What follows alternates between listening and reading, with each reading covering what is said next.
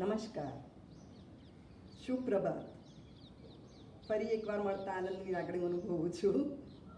આદર્શ અમદાવાદના આંગણે આપ સૌનું હાર્દિક સ્વાગત છે. કાલે આપણે સૌ સાથે મળીને તપ વિશે, તપના સ્વરૂપ વિશે સમજી ગયા. જીવન જીવવાની એક નવી ટેકનિક શીખી લીધી. હું આશા રાખું છું કે આપને આ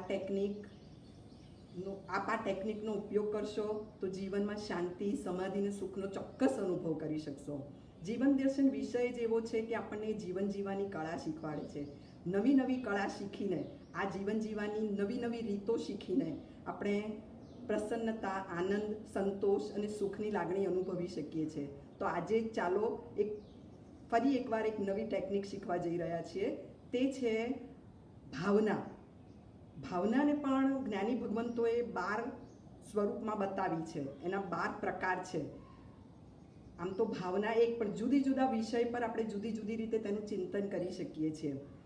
તો ભાવના એટલે શું, સૌ પ્રથમ સમજીએ. તો ભાવના એટલે ચિંતન, વિચાર, અનુપ્રેક્ષા. એક વિચારને એક એવી કક્ષા સુધી લઈ જવો, મનના એવા એક ઊંચી કક્ષા સુધી એ વિચારનું ચિંતન કરવું, મનન કરવું કે જેથી એ વિચાર આચારમાં પરિવર્તિત થાય અને પછી એ વિચાર સંસ્કારમાં પરિવર્તિત થાય. એવી રીતે આ વિચારને લઈ જવાનું છે, સંસ્કાર પડી જાય. આપણે સમજીએ કઈ રીતે, તો બાળકને આપણે નાનપણમાં અગ્નિ વિશે સમજાવીએ કે બેટા આ ઉ છે, ઉ છે, એટલે બાળકના મનમાં એક પ્રકારના એવા સંસ્કાર પડે છે અને તે આખી જિંદગીભર એવા સંસ્કાર રહે છે. તે અગ્નિના પ્રયોગથી નથી નિવર્તી શકતો, અગ્નિનો ઉપયોગ તો કરે જ છે, પરંતુ તેના ભયથી નિવર્તી શકે છે અને કાયમ માટે તે અગ્નિથી બચતો રહે છે. પછી આકસ્મિક કારણ બને ને અકસ્માત થાય, જુદી વસ્તુ છે, પરંતુ તે અકસ્માતથી નિવરી શકે છે.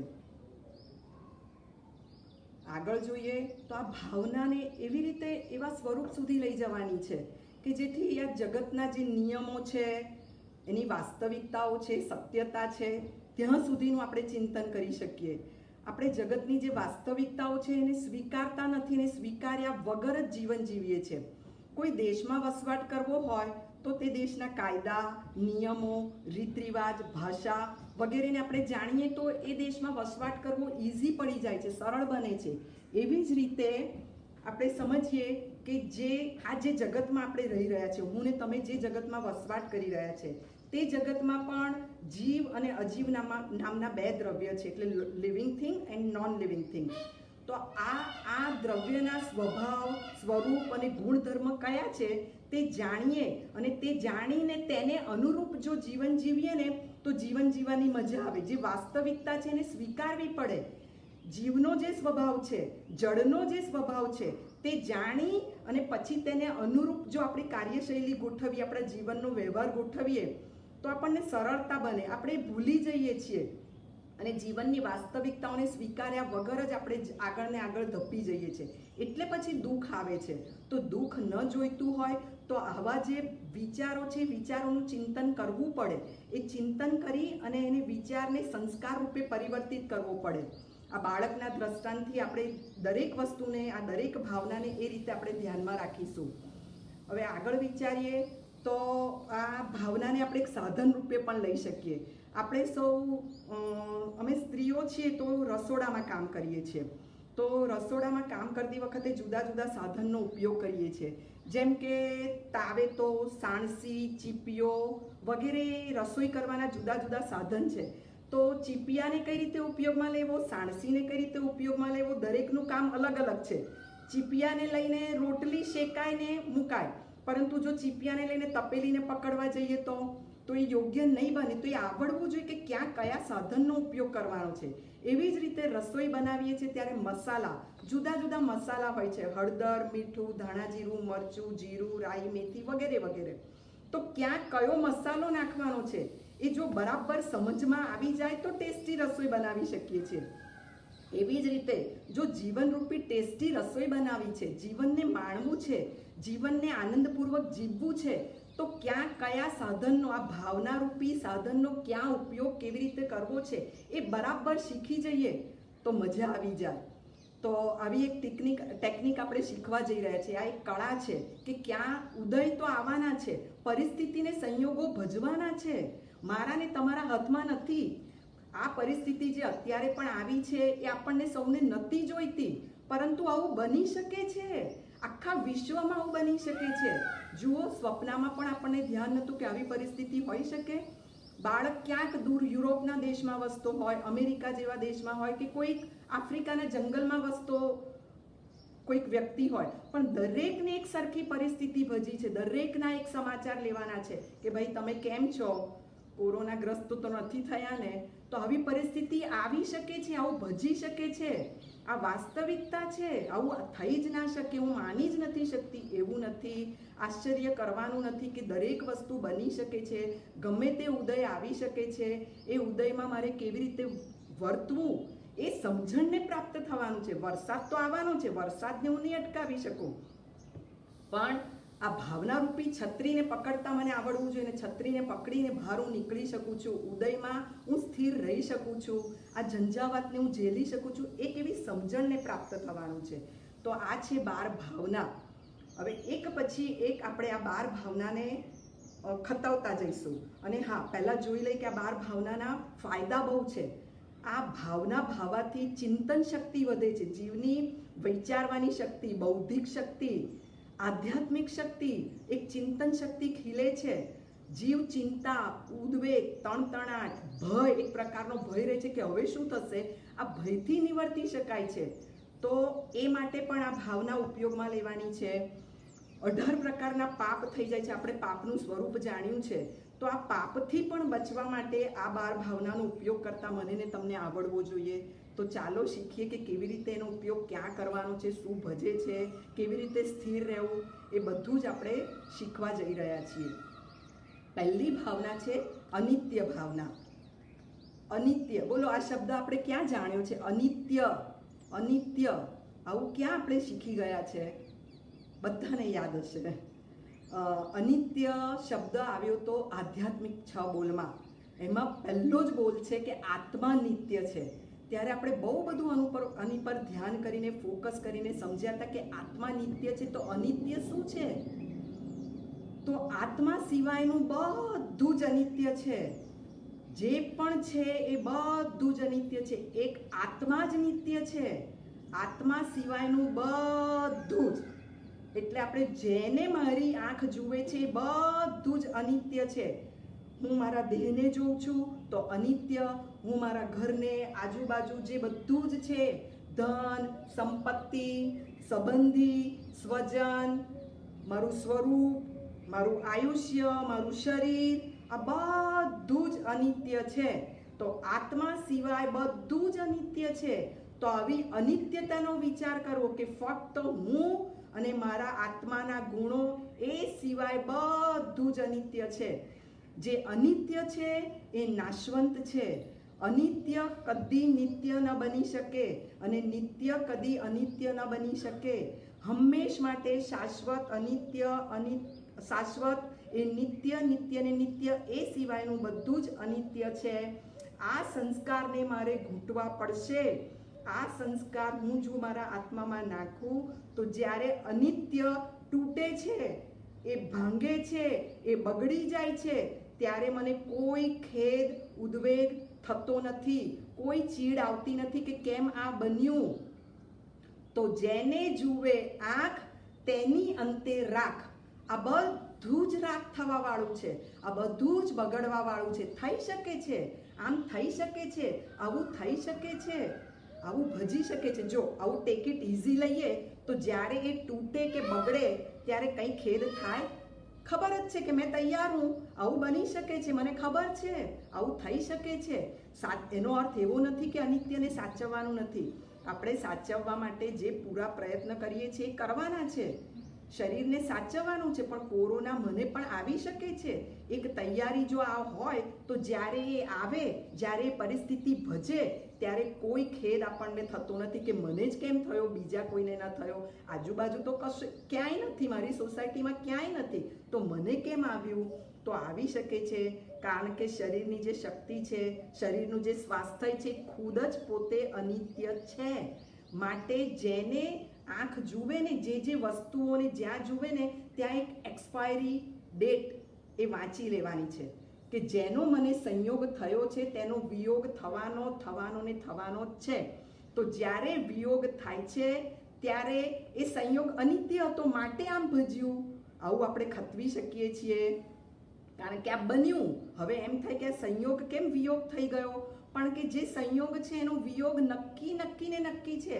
મારા ઘરમાં બધું જ જે છે એમનું એમ રહેવું જોઈએ, મને એનો વિયોગ ન થવો જોઈએ. તો હા, ન થાય, સંયોગ છે એનો વિયોગ, ધારો કે હું છું ત્યાં સુધી એનો વિયોગ ન થાય, એવું બની શકે છે? બની શકે કે ન બની શકે?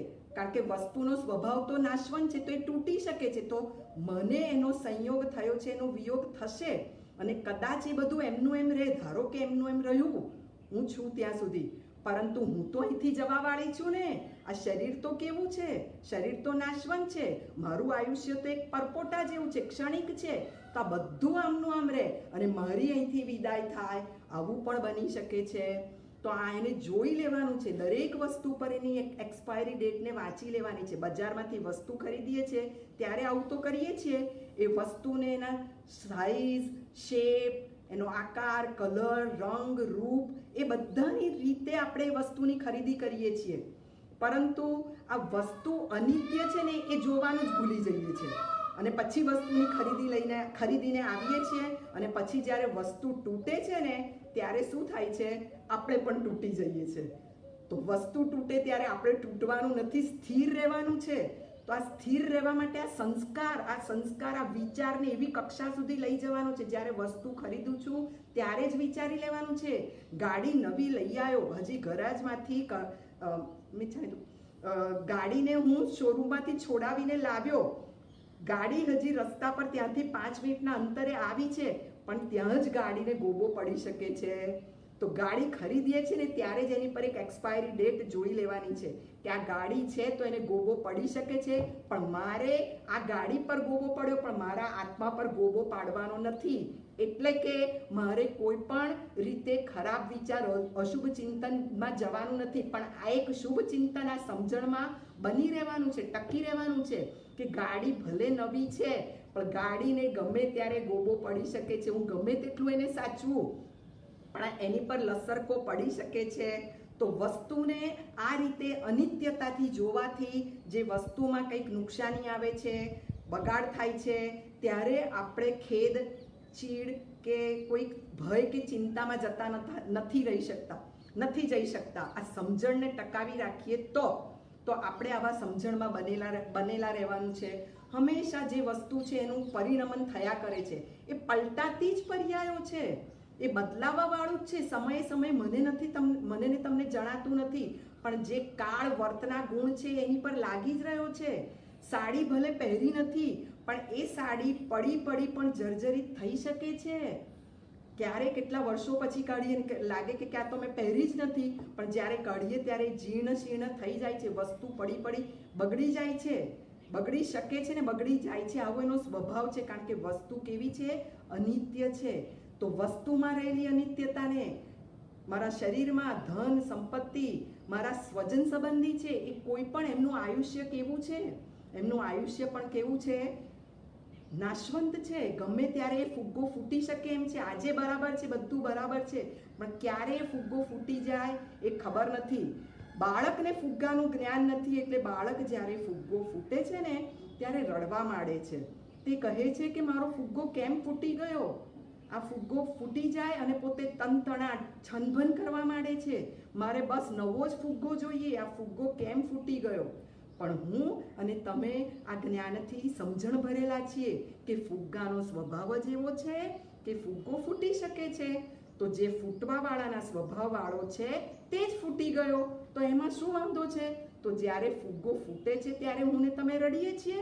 નથી રડતા, કારણ કે આ સંસ્કાર છે. આ સંસ્કાર પડેલા છે કે જે ફૂટવા વાળું છે એ જ ફૂટ્યું છે. બાળકને ખબર નથી માટે બાળક રડે છે. તો મારે ને તમારે આ સમજણને પ્રાપ્ત થવાનું છે કે આયુષ્ય એક ક્ષણિક ફુગ્ગા જેવું છે. મને ખબર નથી, આજે હું તમારી સામે છું ને કાલે સમાચાર મળે કે નથી, તો આવું બની શકે. ક્ષણિક છે. આજુબાજુ આવા સમાચાર મળતા રહે છે કે હાર્ટ એટેક આવ્યો, એવો હાર્ટ એટેક આવ્યો કે હમણાં હતા અને હવે મિનિટ પછી નથી. એ ચા પીતા હતા, મારી સામે ચા પીતા હતા અને પડી ગયા, ઢળી ગયા. તો આ અનિત્યતાના સંસ્કાર, આવા વિચાર, ચિંતન, અનુપ્રેક્ષા, આવી ભાવના ભાવી હોય, અનિત્યતાની ભાવના ભાવી હોય તો એમાં આશ્ચર્ય ન થાય. એમ થયું કે આવું તો થઈ શકે છે, આ રિયાલિટી છે, ફેક્ટ છે, આ સત્ય છે. ભાવના એટલે સત્ય. તો સત્ય જે બનવાવાળું છે એ કાયમ, એ ક્યારે અસત્ય ન બની શકે. આવું બની શકે છે. ધોળા વાળ કાળા થઈ શકે છે, શરીર પર કરચલી પડી શકે છે, લીલી કેરી પીળી કેરી ને પીળી કેરી સડેલી કેરીમાં એનું પરિવર્તન થઈ શકે છે. તો કેમ આવું થયું? તો આવું બધું બની શકે છે. તો આવું વિચારવાનું છે. આ જે વિચારીએ છીએ, આ ચિંતન શક્તિને ખીલવીએ છીએ, એ આગળ જતા જતા જતા એવું જડબે સલાક બેસી જાય છે કે જ્યારે આ પરિસ્થિતિ ભજે ત્યારે આ વિચાર સંસ્કાર બની ગયો હોય ને ત્યારે બરાબર સ્થિર બની શકીએ. તો જીવન જીવવાની આવી એક કળા શીખવાની છે કે મારે ગમે તેવા સંયોગો આવે, મારે ગમે તેવી પરિસ્થિતિ મારી સાથે ભજે, ત્યારે મારે શું વિચારવાનું છે કે આવું મારી સાથે ભજી શકે છે અને એવું ભજ્યું છે.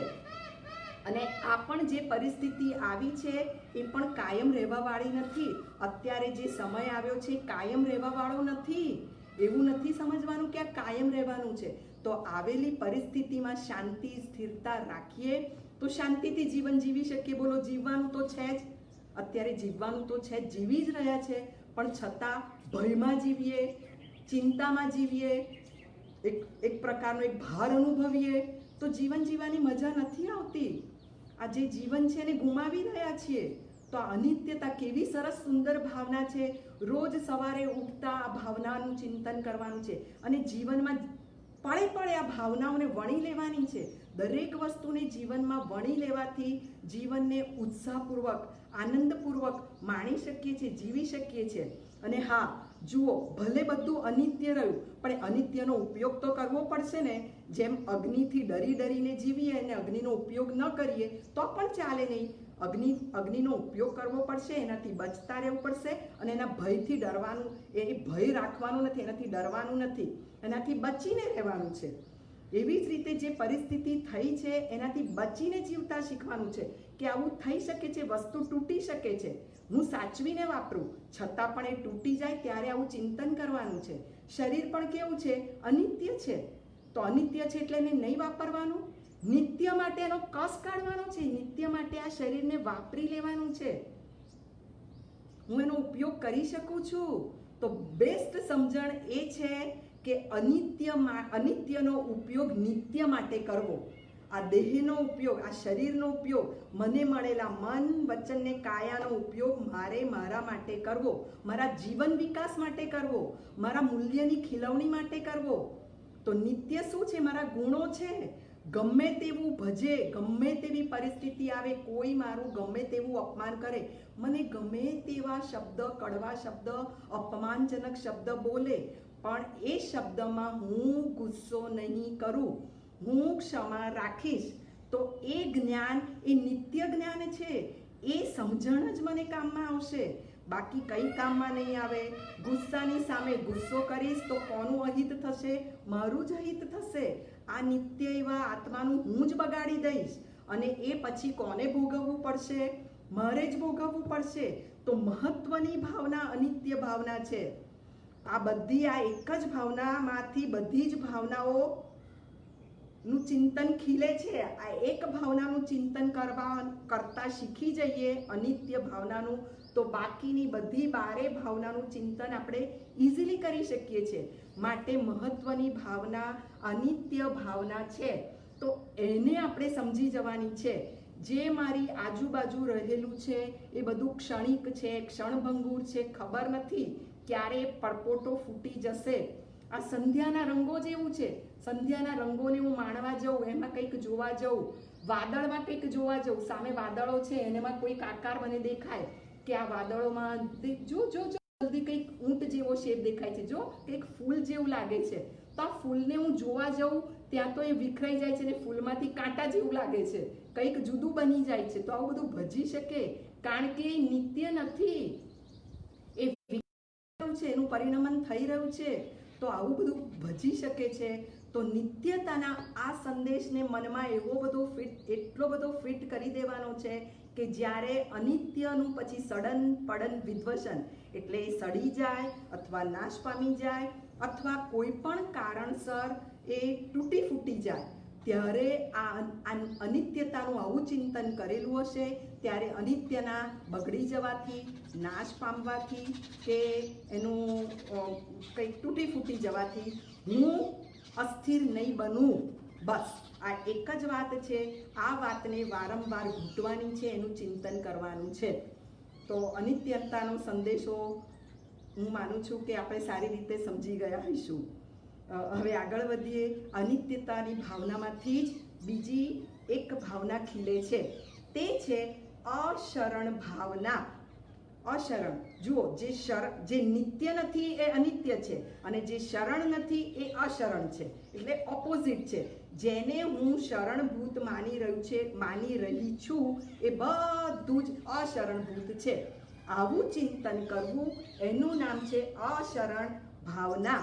જેમ કે હું માનું છું કે મને મળેલું આ શરીર એ મને શરણભૂત થશે, તો આ શરીર મને શરણભૂત થાય છે? ના, કારણ કે એ જ અનિત્ય છે. અનિત્યને શરણભૂત માનવું તે જ મારા માટે દુઃખનું કારણ બની જાય છે.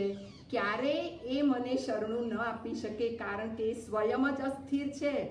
તો જે અસ્થિર છે એ ક્યાંથી મને શરણભૂત બની શકે? બોલો, વિચારવું પડે કે નહીં? વિચારણીય પ્રશ્ન છે કે નહીં? હું તો કોને શરણભૂત માની રહી છું? હું ધનને, મારા શરીરને, મારા સ્વાસ્થ્યને, સ્વજનને, સંબંધીને, બધાને હું શરણું માની રહી છું. કોઈ શરણભૂત થઈ શકે? જુઓ, હોસ્પિટલમાં કેટલાય પેશન્ટ બેઠા છે, અત્યારે એમને એકલા રહેવાનું છે. ધન એમને શરણભૂત થઈ શકે? કેટલાય ધનિક જીવો શું કોરોનાગ્રસ્ત થઈને મૃત્યુને પામ્યા નથી? તો ધન એમને શરણભૂત બની શક્યું? હા, ધન એટલું કામમાં આવ્યું કે એમને થોડી સગવડ આપી શક્યું, એમની જે ટ્રીટમેન્ટ કરવી હતી એ થઈ શકી, પરંતુ એમનું આયુષ્ય પૂરું થવાનું હતું તો પૂરું થઈ જવા વાળું છે. કારણ કે આવું જ બની શકે. તો ધન એમને છેક સુધી શરણભૂત બની શક્યું? નવી જિંદગી આપી શકે? બનવા વાળું હોય તો બની શકે. ટ્રીટમેન્ટ લેવા માટે, ધારો કે મને કેન્સર થઈ ગયું, તો મારા હસબન્ડ હોય એ મને ટ્રીટમેન્ટ માટે અમેરિકા સુધી લઈ જઈ શકે, તો ધન ત્યાં સુધી શરણભૂત બની શકે. પણ ગમે તેવી ટ્રીટમેન્ટ થયા પછી પણ હું ટકવાની છું, એ કેન્સરથી બચવાની છું, એવું નિશ્ચિંત છે? ના, નથી એવું. તો હું એને શરણભૂત માનું છું, તો પછી એમ થવાનું કે કેમ આવું બની ગયું? તો આવું બધું બની શકે છે. નિત્ય છે એ જ શરણભૂત છે. મારી સાચી સમજણ જ મને શરણભૂત બની શકે, બાકી કોઈ મને શરણભૂત બની શકે નહીં. ફક્ત આ જ વિચારને છેક મનની ગહેરાઈ સુધી લઈ જવો કે અશરણભૂત, જેના દોરડા પકડીને હું શરણું લેવા જાઉં છું, એ ક્યારેય મને બચાવવા વાળું નથી. ફક્ત એ એટલું જ કામમાં આવી શકે, મને સગવડ આપી શકે, અમુક મને સાધન સંપત્તિ આપી શકે, પરંતુ આગળ જે મારે મેળવવું છે એ મેળવવા માટે તો મારે આત્માના ગુણો તરફ જ જવું પડે, એ જ પસંદગી કરવી પડે. કારણ કે આત્મિક ગુણો જ એ નિત્ય છે અને એ જ શરણભૂત છે. તો શરણભૂત શું છે? જે અનિત્ય છે, ક્યારેય શરણભૂત બની શકે નહીં. તો હું કોને પકડવા જાઉં છું? હું કોની પાસે શરણું લેવા જાઉં છું? તો એ વિચારણીય પ્રશ્ન બની જાય છે. પહેલા વિચારવાનું કે હું જેનું શરણું લેવા જાઉં છું એ સ્વયં સ્થિર છે? મને રોગ થયો અને હું વકીલ પાસે જાઉં, તો વકીલ મને રોગથી મુક્ત કરી શકે? તો એ સાચું શરણું કહેવાય? હવે કાયદાકીય કંઈક પ્રશ્ન બન્યો છે અને હું ડૉક્ટર પાસે જાઉં, તો ડૉક્ટર મને આ કાયદાકીય ગૂંચમાંથી બહાર કાઢી શકે? મને શરણભૂત બની શકે? ના બની શકે. કારણ કે સ્વયં પોતે આ જ્ઞાનના જાણકાર નથી, તો એ મને ન બચાવી શકે. તો જે રોગ થયો છે એ રોગના સ્પેશિયાલિસ્ટ પાસે જાઉં, તો જ હું આ રોગથી મુક્ત પામી શકું, તો જ એ મને શરણભૂત બની શકે. એ તો વાત ચોક્કસ સમજાય એવી જ છે ને. એક ઉદાહરણથી સમજીએ. એક કીડીબેન હતા, તો કીડીબેન હોસ્પિટલમાં આમથી આમ આટા, ચિંતામાં આમથી આમ આટા મારતા હતા. ત્યાં એમની બહેનપણી પણ કંઈક હોસ્પિટલમાં આવી હશે અને એને જોયું કે આ મારા કીડીબેન મારી ફ્રેન્ડ કેમ આમ આટા મારી રહી છે અને કેમ આટલી બધી ચિંતામાં લાગે છે. તો એમની પાસે ગયા અને એમની પાસે જઈને પૂછ્યું કે કીડીબેન શું કંઈક તમે આટલી બધી ચિંતામાં લાગો છો, કંઈક પ્રોબ્લેમ થયો છે? તો કે હા આજે છે ને મારા ફ્રેન્ડ છે હાથીભાઈ, એમને ઓપરેશન કરવાનું છે, એમને પગનું ઓપરેશન છે અને એમને બહુ જ લોહીની જરૂર છે, તો એ હું આપવા માટે હું અહીંયા આવી છું અને એમના ઓપરેશન વિશે હું જરાક ચિંતિત છું. તો આપણને આ ઉદાહરણ સાંભળીને હસવું આવે કે કીડીબેનનું લોહી શું હાથીભાઈને શરણભૂત બની શકે? બસ આવી રીતે હું ને તમે જે શરણા પકડી રહ્યા છે તે સ્વયં અવાજ છે, ઢીલા છે, પોચા છે, એ મને ને તમને ગબડાવનાર છે. જેનું શરણું પકડીને હું ને તમે ઊંચે આવવાનો પ્રયત્ન કરીએ છીએ, પદ પ્રતિષ્ઠા મેળવવાનો પ્રયત્ન કરીએ છીએ, તો એ પદ પ્રતિષ્ઠા આમાંથી નહીં મળે.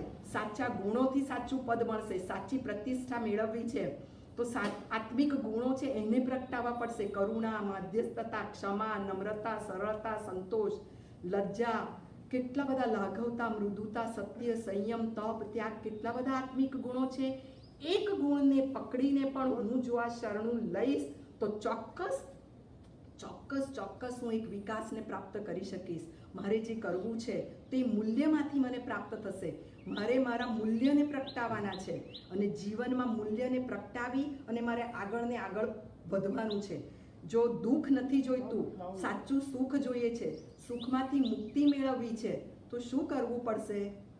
દુઃખ નથી જોઈતું ને સુખને પ્રાપ્ત કરવું છે તો અનિત્યને નિત્ય નહીં માનવાનું ને અશરણભૂતને શરણભૂત નહીં માનવાનું. તો આ જ ભાવના ભાવવાની છે. આ બીજી ભાવનાનું નામ છે અશરણ ભાવના. અશરણ ભાવનામાં સમજણ રાખવાની છે કે જે શરણભૂત નથી તે ક્યારેય નિત્ય બની શકે નહીં.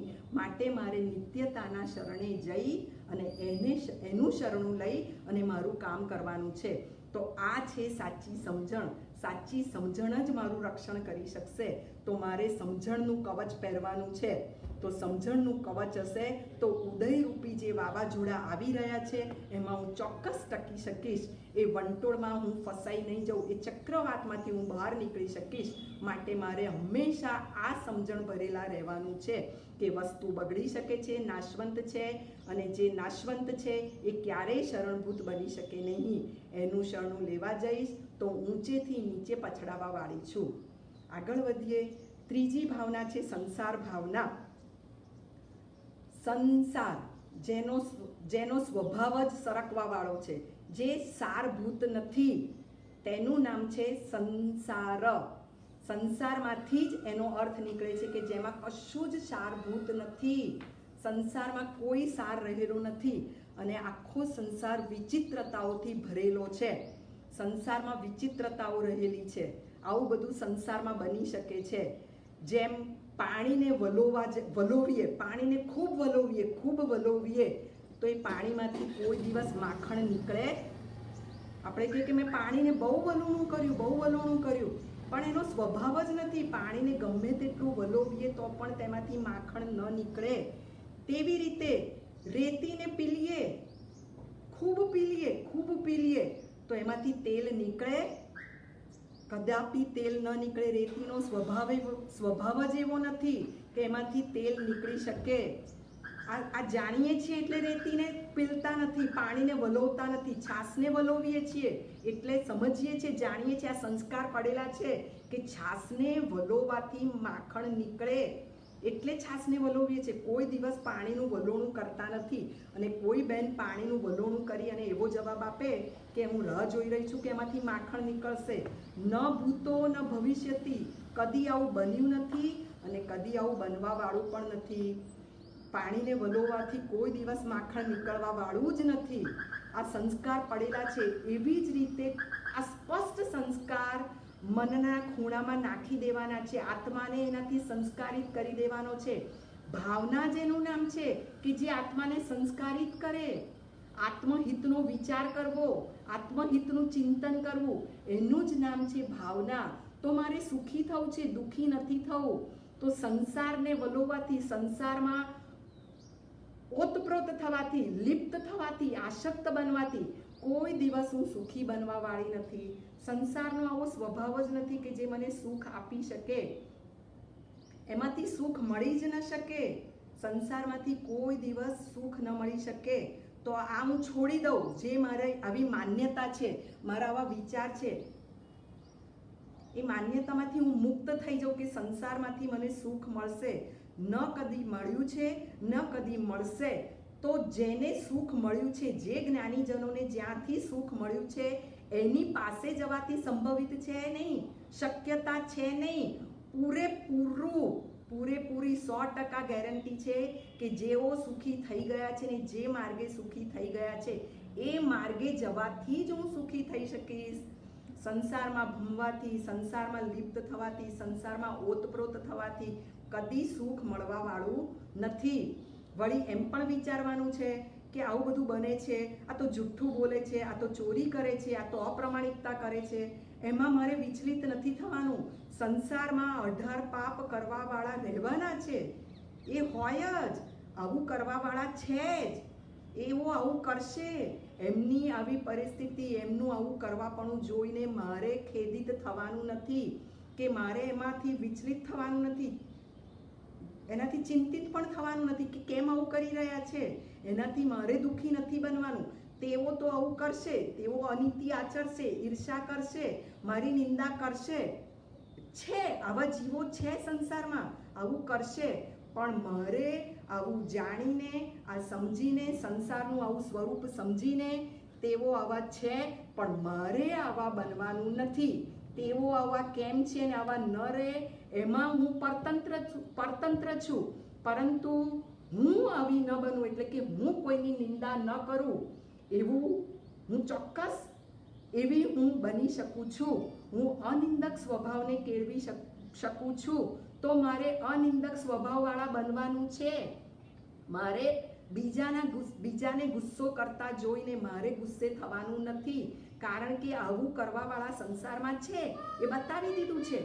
એ સંસાર ભાવનાનું ચિંતન આપણને કેવી રીતે કરવું એ જ્ઞાની બતાવે છે કે આવું વિચારવાનું છે, કે આવું રહેવાનું છે. સંસારમાં આવી વિચિત્રતાઓ ભજવાની છે.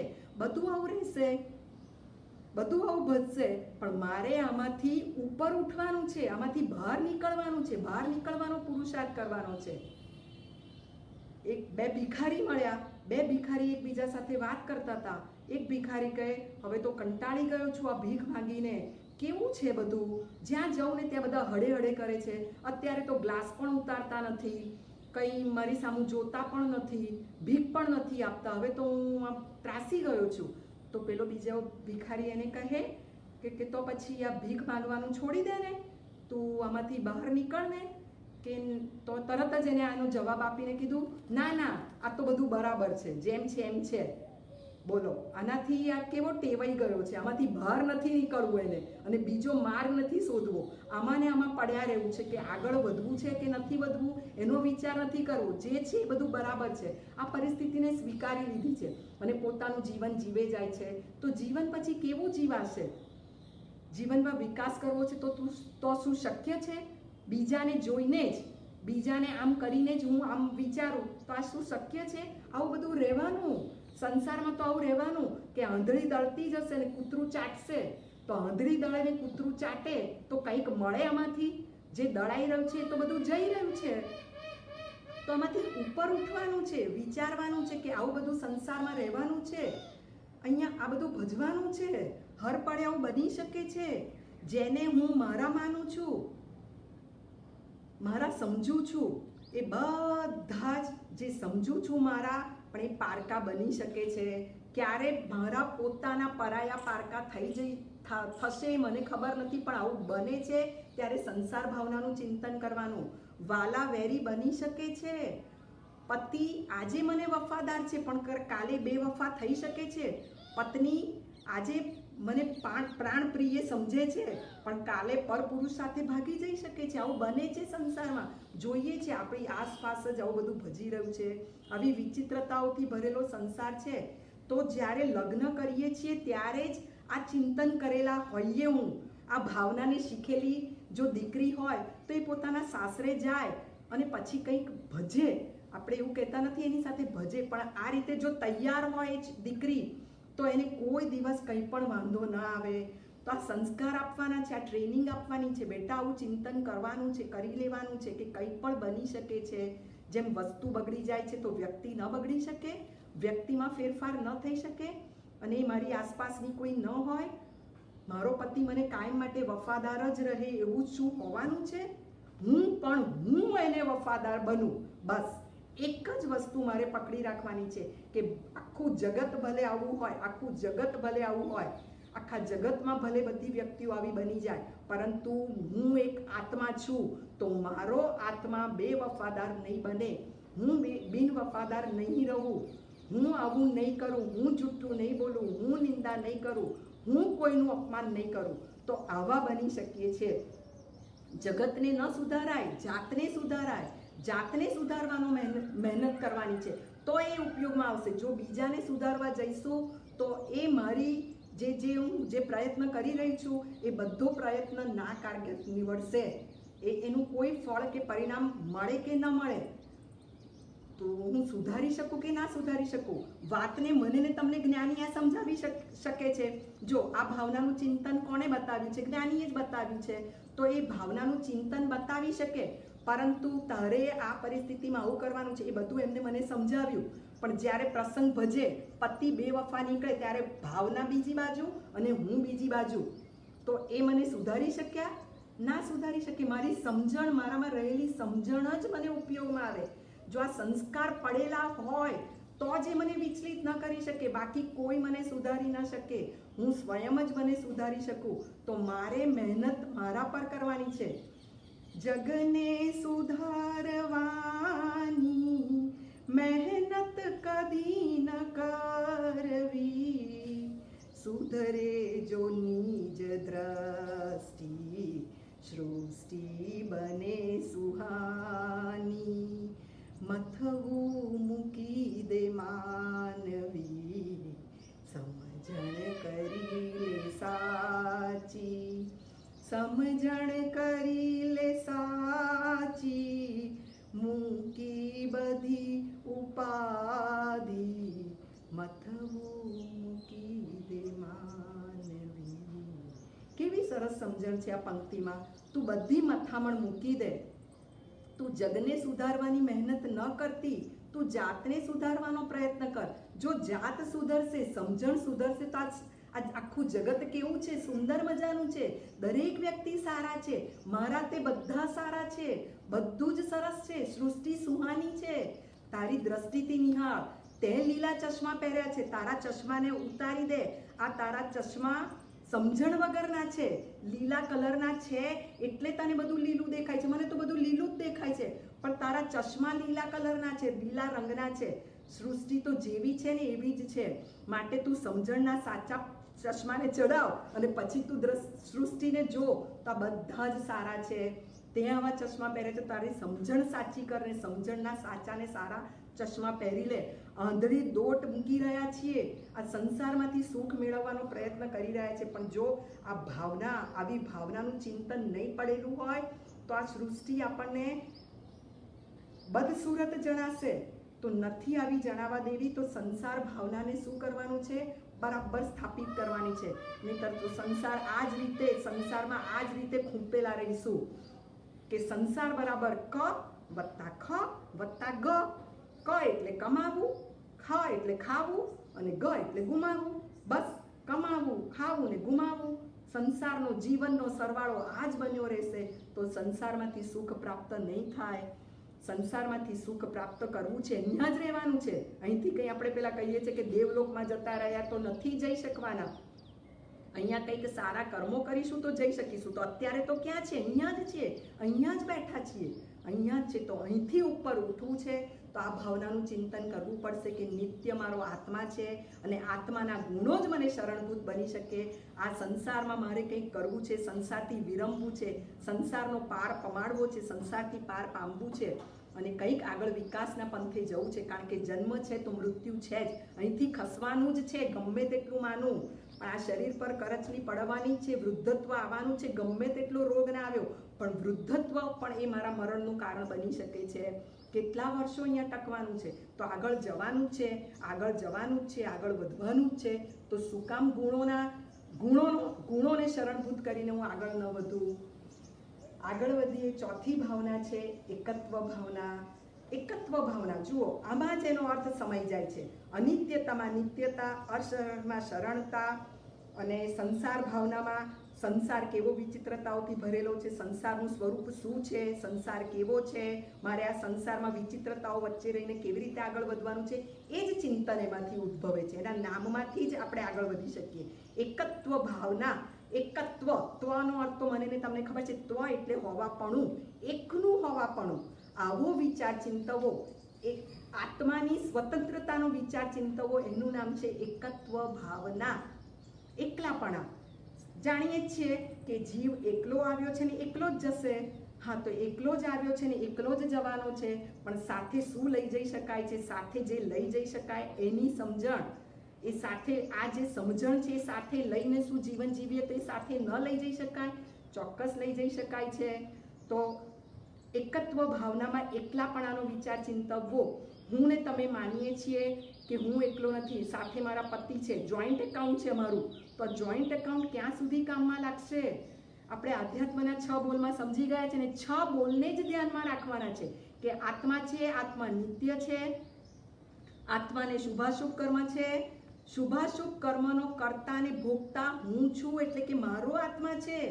જે મેં કરેલું છે એ મેં જ કરેલું છે, અને મેં જે કરેલું છે એ મારે જ ભોગવવું પડશે. આ રીતે આત્માની સ્વતંત્રતાને સમજવાની છે. જે કરીશ એ મારે જ ભોગવવું પડશે. ભલે બધા માટે કરું છું, પણ ભોગવવું કોને પડશે? વાલિયા લૂંટારાની સ્ટોરી તો ખબર છે ને, જાણો જ છો ને કે વાલિયા લૂંટારાને એમ હતું કે જે હું કરું છું એ બધું મારા કુટુંબીજન પણ ભોગવશે. એમને જ્ઞાનીએ કીધું કે જા જઈને તું તારા કુટુંબીજનને પૂછી આવ. એ પૂછવા માટે ગયા, દોડતા દોડતા, આશા સાથે, ઉત્સાહ સાથે. પરંતુ કુટુંબીજને શું જવાબ આપ્યો? જવાબ આપ્યો કે ના, અમે આમાં ભાગીદાર નહીં બનીએ. ત્યારે એમની આંખ ઉઘડી ગઈ. સાચી સમજણની દ્રષ્ટિ એમને સાંપડી ગઈ કે જે હું કરું છું એ બધું કોને ભોગવવું પડશે? મારે જ ભોગવવું પડશે. તો જે આત્મા કરે છે આત્માને જ ભોગવવું પડશે. એમાં કોઈ ભાગીદાર બની શકશે નહીં. તો આમાં ભાગીદારી ઉઠાવી જ ન શકે. તો એ મારે જ ભોગવવાનું છે. તો શું કરવું ને શું ન કરવું એ મારે નક્કી કરવું પડશે. મારો આત્મા જ એકલો છે ને એકલો જ આવ્યો છે ને એકલો જ જવાવાળો છે.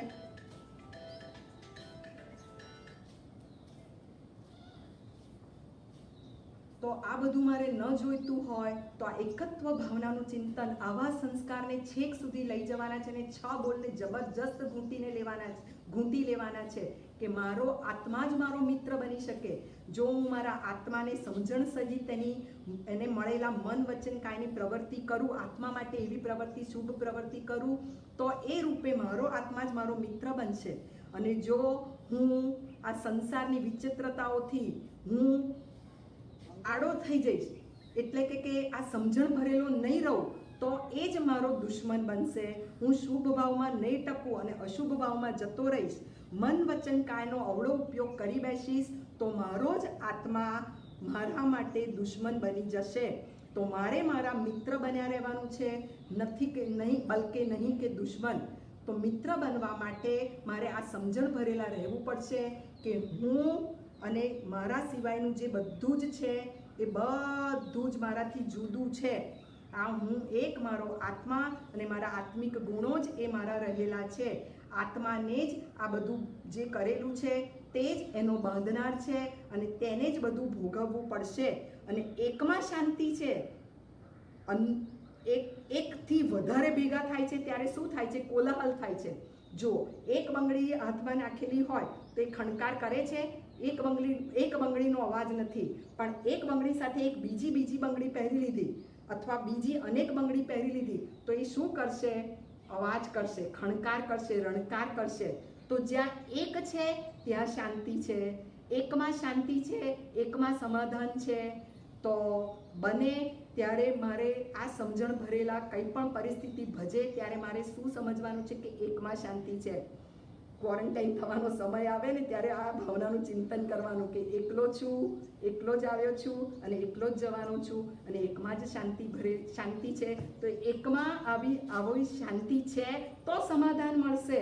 જો અન્યને ભેગા કરવા જઈશું તો અશાંતિ થશે અને મૂંઝવણ ભરેલા બનીશું. અને જુઓ, એવું પણ ચિંતન આ સાથે એકત્વ ભાવનામાં જ્ઞાની બતાવે છે કે હું અને મારો આત્મા એક, અને મારા શરીર એ બધું જ જુદું, એ બધું જ મારાથી ભિન્ન છે. હું જ આનાથી જુદો પડતા શીખું. આ એકત્વ ભાવનાનું ચિંતન છે. એકલા જ આવ્યા મનવા, એકલા જવાના, સાથી બિના સંગી બિના, એકલા જવાના, એકલા જવાના. આ ગઈ લઈએ છીએ પણ જ્યારે એકલા પડીએ છીએ ત્યારે શું થાય છે? તો આ જે પંક્તિ ગણગણી એને સંસ્કાર રૂપે ડાલવાની છે. સંસ્કાર રૂપે એક એવું ચિંતન બની જવું જોઈએ કે જ્યારે ઉદય આવે અને આપણે એકલા રહેવાનું બને ત્યારે આપણને અશાંતિ ન હોય. આ ચિંતનને જો સંસ્કાર રૂપે પરિણત કર્યા હોય ત્યારે એકલા હોવા છતાં શું સમજવાનું છે કે એકમાં જ શાંતિ છે. તો આ સમજણ ભરેલા બનવાનું છે. હંમેશા જો જીવનમાં કંઈક કરવું છે તો આ સમજણ જ ઉપયોગમાં આવશે. માટે સમજણને જ લેવાનો પ્રયત્ન અને પુરુષાર્થ કરવાનો છે. આજે અને અત્યારે પણ હું ને તમે સાથે મળીને આ સમજણ ભરેલા બન્યા રહેવાનો જ પુરુષાર્થ કરી રહ્યા છે. તો આ એકત્વ ભાવના આપણને શીખવે છે કે એકલા છીએ, આત્માની સ્વતંત્રતા છે. મારે જે કરવું હોય હું કરી શકું છું. હું જે કરવા ચાહું છું, મારે ગુસ્સો નથી કરવો, નિંદા નથી કરવી, તો હું આ કરી શકું છું. ભલે બીજા કરે કે ન કરે એમાં હું પરતંત્ર છું, પરંતુ મારે જે કરવું છે એમાં હું સ્વતંત્ર છું. મારે ગુસ્સો ન કરવો હોય તો કોઈ મને ન કરાવી શકે. હું આત્મા છું તો એ આત્માની સ્વતંત્રતા કોઈ ઝૂંટવી ન શકે. બસ આ સમજણ ભરેલા ભર્યા રહેવાથી કોઈ દિવસ મને અશાંતિ નહીં થાય. ઘણીવાર આપણે બહારગામ જઈએ છીએ ત્યારે આપણને સ્વજન સંબંધીના ઘરે પૂછીએ છીએ ત્યારે આપણને પ્રશ્ન પૂછે છે કે કેમ એકલા આવ્યા? એટલે એમનો અર્થ એવો હોય છે કે સાથે કોઈને લઈને નહીં આવ્યા, આમ તેમ. તો શું આવ્યા છે ત્યારે એકલા આવ્યા છીએ? સાથે સહપ્રવાસી નહોતા? પણ હા, ત્યારે ખબર છે કે પરિવારજન નથી ને એટલે હું એકલો આવ્યો છું. કારણ કે એમને એકલાની સાથે માનીએ છીએ કે મારા પોતાના છે, પણ કોઈ પોતાનું નથી, એકલા જ આવ્યા છે. વાસ્તવમાં એમનો જવાબ સાચો છે કે હા, હું એકલો જ આવ્યો છું. હવે આ એકત્વ ભાવનામાંથી એના પછીની પાંચમી ભાવના અન્યત્વ ભાવના. જુઓ, એકત્વ ભાવનામાંથી અન્યત્વ ભાવના આવે છે. તો એકત્વ ભાવનામાં શું સમજ્યા કે આત્મા સિવાયનું બધું, જે આત્મા છે એક છે, એ આત્માની સ્વતંત્રતા છે, અને એ સિવાયનું બધું જ અન્યત્વ છે. તો જે અનિત્ય છે અન્યત્વ છે, જે અશરણભૂત છે અન્યત્વ છે. બસ આ હવે અનિત્યને તો સમજી ગયા કે શું અનિત્ય છે? તો સ્વજન, સંબંધી, શરીર, શક્તિ, આ બધું જ અનિત્ય છે. તો જે અનિત્ય છે ને એ અન્યત્વ છે. તો એકત્વ શું છે? એકત્વ ભાવનામાં શું વિચાર્યું કે આત્માને આત્માના ગુણો એકત્વ. તો આ સિવાયનું બધું અન્ય, બધાથી હું ભિન્ન છું. છૂટા પડતા શીખવાનું કે આ બધાથી હું પર છું. ગાડીથી હું પર, ગાડીને ચલાવનારો તે હું. ગાડી, જો મૃત શરીર હશે તો મૃત શરીર થોડો ગાડી ચલાવી શકવાનો છે? તો ચલાવનાર કોણ છે? આમ જોઈએ તો શરીર ચલાવે છે, મારા મન વચન કાયા ચલાવે છે. પણ મન વચન કાયા, પણ એનું એ કરનાર અંદર છે કોણ? શક્તિ કઈ છે અંદર? જીવ છે. જીવની અંદર શક્તિ પડેલી છે તો એ ડ્રાઈવ કરી શકશે. અંદર એમને કંઈ તમે મૃત શરીર મૂકી દીધું અને એને સ્ટીયરિંગ પકડાવી દીધું તો એ કરી શકશે? ના કરી શકે. તો છે કોણ? આ બધું કરનાર, સંચાલન કરનાર કોણ છે? અંદર જીવની શક્તિ છે. તો એ એક જ, એ સિવાયનું બધું જ અન્યત્વ છે. તો આપણને અભિમાન નહીં આવે. આ કરનાર કોણ છે? તો ત્યારે માન નહીં આવે ને જ્યારે નથી થઈ શકતું ત્યારે આપણા શરીર પર ખતવણી કરવાની કે આના કારણે છે. તો અન્યત્વ, આત્મા સિવાયનું બધું જ જે દેખાય છે બધું જ અનિત્ય છે, અન્યત્વ છે. અનિત્ય તો છે અને એ અનિત્ય છે બધું અન્યત્વ છે. તો એક અનિત્ય ભાવનાને જો સમજી જઈએ, બરાબર ઘૂંટી લઈએ,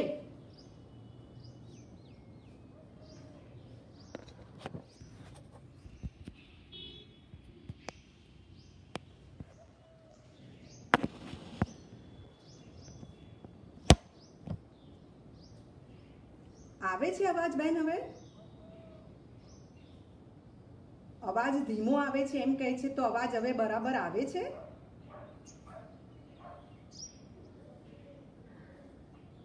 પ્લીઝ મને જણાવો, જે જોઈ રહ્યું હોય પ્લીઝ મને જણાવો કે મારો અવાજ બરાબર આવી રહ્યો છે. અવનીબેનનું કહેવું એવું છે કે અવાજ ધીમો આવી રહ્યો છે. તો જે અત્યારે લાઈવ હોય મને પ્લીઝ જણાવે કે અવાજ કેવો આવી રહ્યો છે, બરાબર છે? ઓકે, આગળ વધીશું. સમજાય છે? આજે સમજી રહ્યા છે ભાવના, એ સમજાય છે?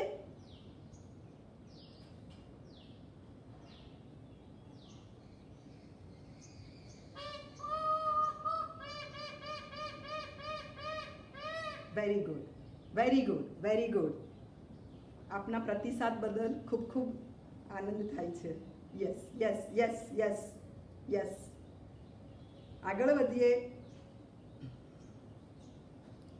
હવે જે વસ્તુને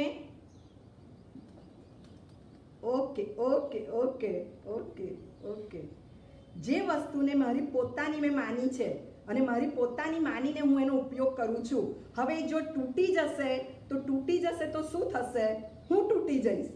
જ્યારે ટીવીને મેં મારું પોતાનું માન્યું અને એ સાથે જ હું એનો વ્યવહાર કરું છું, હવે જ્યારે ટીવીને કંઈક બગડી ગયું, ખરાબ થઈ ગયું, ત્યારે મને શું થાય છે?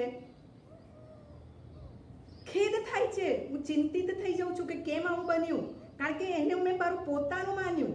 પતિને મેં મારા પોતાના માન્યા કે આ મારા જ છે, અને પછી એ મારી સાથે ખરાબ વ્યવહાર કરે, મને બેવફા બની જાય, ત્યારે મને કેટલું બધું દુઃખ થાય છે. તો જે નિત્ય છે એને જ પોતાના માનવાના છે, બાકી બધું જ પરાયું માનવાનું છે, બધું જ પરાયું માનવાનું છે. આપનો પ્રતિસાદ જાણીને મને ખૂબ જ આનંદ થાય છે. બસ આ સમજણને હું ને તમે એટલી બધી ઘૂંટી લઈએ કે ગમે તેવી પરિસ્થિતિ આવે પણ આપણે સ્થિર રહી શકીએ, પરિસ્થિતિમાં હલમડોલમ ન થઈ જઈએ.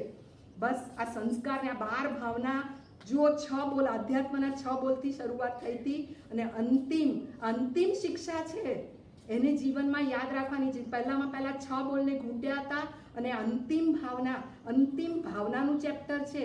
કેમાં અંતિમ આપ્યું છે?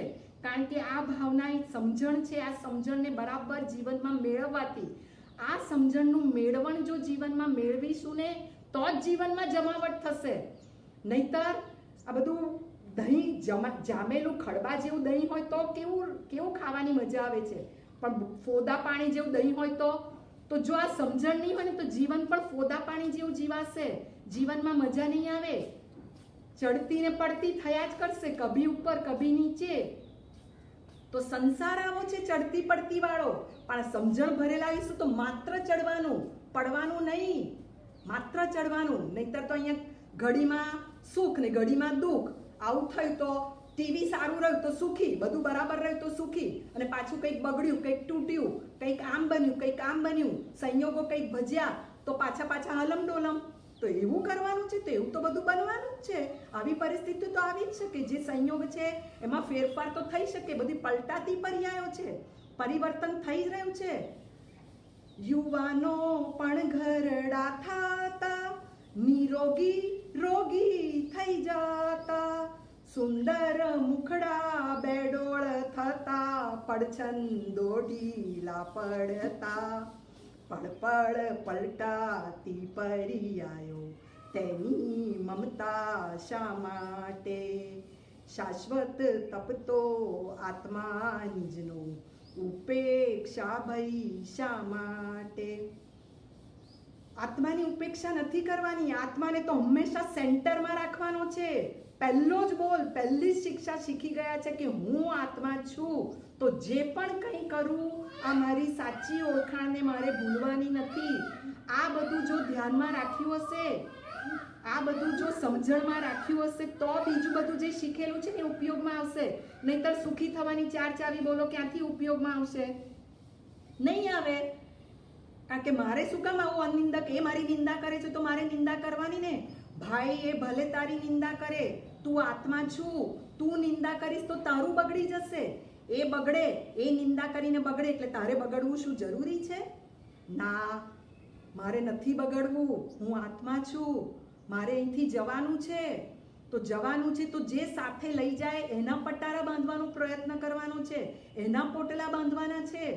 જે સાથે લઈ જઈ શકાય, જે બાંધીને હું લઈ જઈ શકું એને ભરવાનો પ્રયત્ન કરવાનો છે. તો હું શેમાં પડ્યો છું? અન્યત્વને પ્રાપ્ત કરવાનો પુરુષાર્થ કરી રહ્યો છું. જે મારી સાથે રહી જ નહીં શકે, જે મારી સાથે આવી જ ન શકે, એને મેળવવાનો પુરુષાર્થ. આ હવાના બાચકા ભરવા જેવું છે.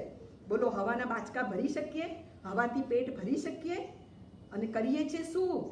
શેની પાછળ દોડી રહ્યા છે? અવળી દોડત, અવળી દોટ મૂકી રહ્યા છે, અવળી દોટ મૂકી રહ્યા છે. અને અંતે પછી દિવસના અંતે હફી જઈએ છીએ. ધનની જરૂર છે, ધન જરૂરી છે જીવન જીવવા માટે. રોટી, કપડાં, મકાનની જરૂર પડશે, પણ કેટલી રોટી, કેટલી ખાવાની છે, કેવા મકાનો જોઈએ છે, શું કરવું છે એનો વિચાર કર્યા વગર જો આંધળી દોટ મૂકીને જીવન જીવીશું તો અંતે શું થશે? અંતે તારા જ. ખાધું પીધું ને મોજ કરી અંતે જીવનને તારા જ કર્યું, આવી પરિસ્થિતિ આવી જશે. તો જીવન જીવી અને કંઈક પ્રાપ્ત કરવું છે તો આ ભાવનાઓને ઉપયોગમાં લેવાની છે. ભાવનાને સાધન, આ સાધન છે, ભાવના એક સાધન છે, તો સાધનનો ઉપયોગ કરતા શીખવાનું છે. આ ઉપયોગ કરી અને મારે જ્યારે જે પરિસ્થિતિ ભજે, જે પણ થયું મારી આજુબાજુ, મારા સ્વજન સંબંધી સાથે જે પણ ભજ્યું છે અથવા ભજી ગયું છે, તો એને મારે આ સમજણ સાથે એપ્લાયમાં લાવવાનું છે. તો ચોક્કસ હું ટકી શકીશ. ક્યારેય હું નાસીપાસ નહીં થઈ જવું. આ પરિસ્થિતિ આવી છે તો એ પરિસ્થિતિમાં હું સમભાવથી સ્થિર રહી શકીશ. આ સમજણથી હું ઊભો રહી શકીશ. તો મારે આવા અડગમન ના બનવું છે, મારે આવા ગુણોને પ્રાપ્ત કરવા છે કે ગમે તેવી પરિસ્થિતિ આવે પણ હું સહનશીલ બનીશ. આ પરિસ્થિતિનો હું સામનો કરીશ. તો સામનો બીજા કશાથી નહીં થાય. પતિ નહીં કરી શકે, કેન્સરને મારે ભોગવવું પડશે. એ કેન્સરની પીડા એ નહીં લઈ શકે. કેન્સરથી બચાવવા માટે મને ફોરેન કન્ટ્રીમાં લઈ જઈને મારી ટ્રીટમેન્ટ કરાવવા માટે ચોક્કસ લઈ જશે, પરંતુ એની પીડા, વેદના તો મારે જ સહન કરવી પડશે. તો આ સહન કરવાનું છે ત્યારે હું સ્થિર રહી શકું અને એ પરિસ્થિતિમાંથી હું બહાર આવી શકું. તે માટે આ ભાવનાનું ચિંતન જ હિતકારી બનશે. તો એનું ચિંતન જ કરવાનું છે. આગળ વધીએ. એકત્વ ભાવમાંથી અન્યત્વ ભાવનાનો સંદેશો આપણે સમજી ગયા હશે કે વસ્તુ તૂટી છે, ભલે તૂટી ત્યારે દુઃખ ભરેલા નહીં બનીએ, સમજણથી સુખ ભરેલા બની રહીશું. છઠ્ઠી ભાવના છે અસુચિ ભાવના. જુઓ, આમાં પણ એનો સંદેશો, સૂચિ સ્વચ્છતા, અસુચિ અસ્વચ્છતા. તો આ શરીરે શું છે? અસુચિ. અસુચિનો કોથળો, અસ્વચ્છતા, બધે જ ગંદકી પડેલી છે. જે પણ શરીરના દ્વારો છે એ દ્વારોમાંથી ગંદકી જ વહી રહી છે. પેકિંગ ભલે મસ્ત મજાનું હોય પણ અંદર શું છે? અંદર બધું સડેલું, ગંદકી, ડર્ટી બધું આવું જ છે. એક ગટરને ખોલો અને એક શરીરને ખોલો, બંને સિમિલર છે. ગટરના ઢાંકણા ખોલવા જઈએ છે, એમાં શરીરના ઢાંકણા બંધ છે ને ત્યાં સુધી જ બધું બરાબર છે. દરેક જગ્યાએ ગંધાતું નહીં. હું આ બોલું છું ને તો પણ તમને એવું ફિલિંગ આવશે, પણ આવું જ છે. આ રિયાલિટી છે, આ ફેક્ટ છે, આ સાચી વસ્તુ છે, સત્ય છે. પણ શરીરના પેકિંગને જ મોહાઈએ છીએ. છોકરી પસંદ કરવાની જવાની હોય છે ત્યારે પણ શું જોઈએ છે? હાઈટ, વાઇટ, લાઇટ, એનો કલર જોઈએ છે, એની હાઈટ જોઈએ છે, આ બધું જ જોઈએ છે, એના રૂપરંગ જોઈએ છે. પણ એ કામમાં આવે છે? એની કામમાં મુખ્યત્વે શું કામમાં આવે છે? મુખ્યત્વે શું કામમાં આવે છે? એના ગુણો એ કેવી છે? રૂપે રંગે નહીં, ગુણમાં કેવી છે? એ જોવાથી જીવનમાં એ સહભાગી બનશે, સાચી સહધર્મચારિણી બની રહેશે. એ જોવાથી કામ સરશે મારું. પણ નજર ક્યાં જાય છે? જ્યારે વસ્તુને, વ્યક્તિને જોઈએ છે ત્યારે એના બાહ્ય રૂપ તરફ આપણે જોઈ લઈએ છીએ, પણ એની આંતરિકતા કેવી છે? તો આ બાહ્ય દ્રષ્ટિ પરથી આપણી નજર ઉઠાવીને દ્રષ્ટિને ક્યાં બનાવે છે? અંતર્મુખી બનાવે છે. આપણને ખુદને ગુણવાન બનાવે છે. ગુણાભિમુખ બનીએ છીએ, ગુણગ્રાહી બનીએ છીએ, કારણ કે આપણને ગુણાનું રાગ છે. અને અંતે આપણે કેવા બનીએ છીએ? ગુણગ્રાહી બનીએ છીએ, ગુણોના ભંડાર બનીએ છીએ. તો મારે ગુણોના ભંડાર બનવું હોય તો આ અસુચિ ભાવનાનું ચિંતન કરવું પડશે કે શરીર આવું જ છે, અસુચિમય છે. દરેક દ્વારમાંથી ગંદકી વહી રહી છે. કાનમાંથી કાનનો મેલ જુદો, આંખમાંથી સવારે ચીપડા, ગમે તેટલું નાકને સાફ કર્યું તો પણ અંદર શું? કફ થઈ જ જાય છે. કફ છે જ, અંદર રહેલો જ છે. મોઢામાંથી બળખા અને ગળફા અને આખા શરીરમાં બીજા દ્વારોમાંથી લઘુનીત, વડીનીત, મળ, મૂત્ર બધું નીકળી જ રહ્યું છે. અને આખા શરીરમાંથી પરસેવો, જુઓ આ બોલતા બોલતા પસીનો થઈ જાય છે, આ પસીનો લૂછવો પડે છે. તો શરીરના બધા દ્વારોમાંથી શું નીકળી રહ્યું છે? અશુચિ. અશુચિમય એવું આ શરીર છે. તો બાહ્ય દ્રષ્ટિ તરફથી હું મારી દ્રષ્ટિને અંતર્મુખી બનાવો, અંદર જો કે અશુચિમય આવું શરીર છે. અને અશુચિમય ભલે મારું આવું શરીર રહ્યું, પણ આ શરીરનો ઉપયોગ કરીને અત્યારે હું બોલી શકું છું તો છે ભલે અશુચિમય, પણ અશુચિમય એવા શરીરનો ઉપયોગ કરતા જો આવડી જાય તો જે કદી બગડવા વાળું નથી, જે સ્વચ્છ છે, મલિન થઈ ગયું છે. અત્યારે આ મારો જે સ્વભાવ છે એ સ્વભાવ વિભાવ બની ગયો છે. ક્રોધી તે મારો સ્વભાવ નથી, મારો સ્વભાવ ક્ષમાવાન છે. હું ક્ષમા રાખી શકું છું, એ મારો મૂળ સ્વભાવ છે. પરંતુ હું જ્યારે વિભાવમાં જાઉં છું ત્યારે હું ગુસ્સો કરી બેસું છું, તો એ મારો મલિન સ્વભાવ છે. તો હું મારા સ્વભાવમાં રહી શકું છું, તો એને આ સૂચિ દ્વારા ચિંતન કરીને હું સાફ કરી શકું છું. તો આ સાધનનો ઉપયોગ કરવાનો છે. આ સાધનનો ઉપયોગ કરીને હું મને વિકાસના માર્ગે લઈ જઈ શકું છું. તો અસુચિ ભાવના એ ઉત્તમ ચિંતન છે. ગટરના ઢાંકણા કદી ખોલવા ન જવાય, એને બંધ જ રાખવાના છે. કારણ કે નહીતર શું થાય? એ ગંધ મને જ આવવાવાળી છે. પણ ભલે આ ગટરના ઢાંકણા ન ખોલી શકાય, પણ અસુચિમય એવા શરીરથી હું મારી સ્વચ્છતા, આ જે દુર્ગુણો છે, દોષો છે, એને હું સાફ કરી શકું છું. તો આ દોષ અને દુર્ગુણને દૂર કરવા માટે અસુચિમય એવા શરીરનો ઉપયોગ કરવાનો છે. અસુચિ ભાવના બહુ મહત્વની છે. અત્યારે જે જીવન જીવાઈ રહ્યું છે ને એ બહારના પેકિંગથી જ જીવાઈ રહ્યું છે. આપણે પણ જ્યારે કોઈ પણ વસ્તુને જોવા જઈએ છીએ ને ત્યારે પહેલાં એને પેકિંગ તરફ દ્રષ્ટિ જાય છે. પેકિંગને જોઈને આપણે આ બધું કરીએ છીએ. કોઈ ગિફ્ટ આપવી છે ને તો પણ પેકિંગને જોઈએ છે. તો પેકિંગની અંદરની વસ્તુ કેવી છે એ તરફ દ્રષ્ટિ લઈ જવાનું સૂચન અસુચિ ભાવના કરે છે. અસુચિ ભાવના ભાવી અને એક ચિંતન મનનને એક અનુપ્રેક્ષા સુધી આગળ ને આગળ વધતા જઈને કે આ શરીર આવું છે, હું શેના પર મુહાવું છું, હું શેને ગટરને રંગીએ અને ગટરને દેખાવડી અને એવો પ્રયત્ન આકર્ષક બનાવવાનો પ્રયત્ન કરીએ તો મારો એક પ્રયાસ છે, મારો એ પુરુષાર્થ શું કારગત નીવડે છે? નથી નીવડતો. તો હું આજે શરીર પર જે બધું કરી રહી છું, લેપ, રંગ, રોગાન, તો આ કોના છે? ગટરને સજાવ. બસ આટલું હું કરું છું એ ખોટું છે એવું સમજો. ભલે હું કરું છું પણ કરું છું એ શું છે? એ ગટરને સજાવવા બરાબર છે. બાકી શરીરનો સ્વભાવ તો આવો જ છે. તો શરીરનો સ્વભાવ આવો છે આવું સમજીશું, આવું માનીશું તો આ શરીરના મોહથી આપણે અટકીશું. નહીતર શરીરનો મોહ થયા જ કરશે કે કેમ આ ધોળો ડાઘ મને અહીંયા થઈ ગયો, કેમ આ ધોળો ડાઘ છે. બસ આ ધોળો ડાઘ પડ્યો અને આ ધોળા ડાઘને લઈને પછીનું જીવન જીવાય છે. તો આ પડી શકે છે ભાઈ. શરીરનો સ્વભાવ આવો છે, અસુચિમય છે. એમાં પણ સડવું છે, બગડવું છે, રોગ પણ થઈ શકે છે. જન્મ, જરા ને મરણ. તો જન્મ આવી શકે છે, રોગ આવી શકે છે ને મરણ પણ આવી શકે છે. આ શરીર રોગગ્રસ્ત બની શકે છે, અસુચિમય છે. ક્યારે કયો બોમ્બ ફૂટશે? એમ કહે છે કે 3.5 કરોડ રોમરાઈ છે અને એક રોમરાઈ પર 2.5 રોગ વસેલા છે. બોલો, કોરોનાનો રોગ આવશે, આપણને આવા રોગ વિશે પણ જાણ્યું હતું પૂર્વે? ખબર હતી કે આવો રોગ છે અને આવો રોગ આખા વિશ્વમાં દરેક જણને થઈ શકે અને દરેક દેશ આનાથી ગ્રસિત બની શકે, આવું કંઈ વિચારમાં પણ હતું? છતાં પણ આ છે. કારણ કે જ્ઞાની એમના જ્ઞાનમાં જોયું છે કે આવો રોગ છુપાયેલો છે શરીરમાં. કોઈના જ્યારે અજાણ્યા રોગ આપણને જાણમાં ન હોય પણ અજાણ્યો રોગ થઈ જાય ત્યારે આપણે કહીએ કે આ તો હું જાણતો જ નહોતો, પણ જ્ઞાની એમના જ્ઞાનમાં જોયું છે કે આવા રોગથી આપણે આ રોગ ભરેલા જ છે. ક્યારે કયો બોમ્બ ફૂટવાવાળો છે એ મને ને તમને ખબર નથી. અત્યારે એ બોમ્બ સુષુપ્ત છે પણ ક્યારે ફાટશે એ ખબર નથી. તો એ ફાટે એ પહેલાં એને સુરસુર્યું કરવાનું છે. આગળની ભાવનામાં આવશે અસુચિ ભાવના, પછી છે આશ્રવ ભાવના, સંવર ભાવના ને નિર્જરા ભાવના. પહેલી ભાવના કઈ થઈ રિપીટેશન કરી લઈએ. અનિત્ય ભાવના, બીજી ભાવના અશરણ ભાવના, ત્રીજી સંસાર ભાવના, ચોથી એકત્વ ભાવના, પાંચમી અન્યત્વ ભાવના, છઠ્ઠી અસુચિ ભાવના, સાતમી આશ્રવ ભાવના, આઠમી સંવર ભાવના અને નવમી નિર્જરા ભાવના. તો આ 7, 8 ને 9 ભાવના છે એને આપણે ગ્રુપમાં લઈ લઈએ.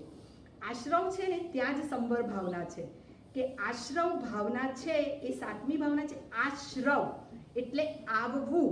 આપણે સમજી ગયા છીએ આગળના ચેપ્ટરમાં કે પાપ આવે છે 18 પ્રકારના પાપ. આપણે એક તળાવ દોર્યું હતું, આપણે સૌને ખબર હોય તો એ તળાવમાં પાણી આવતું હતું. એ 5 ગરનાળા બતાવ્યા હતા, તો 5 ગરનાળેથી તળાવમાં પાણી આવે છે. એ તળાવને આપણે બનાવ્યું હતું આત્મરૂપી તળાવ છે અને 5 ગરનાળાથી પાણી આવે છે. તો એને નામ આપ્યું હતું મિથ્યાત્વ, અવ્રત, પ્રમાદ, કષાય ને અશુભ યોગ. અશુભ યોગ એ શેના કારણે છે? 18 પાપ એ અશુભ યોગ છે. તો 18 પાપના ગરનાળેથી પાણી આત્મરૂપી તળાવમાં આવે છે.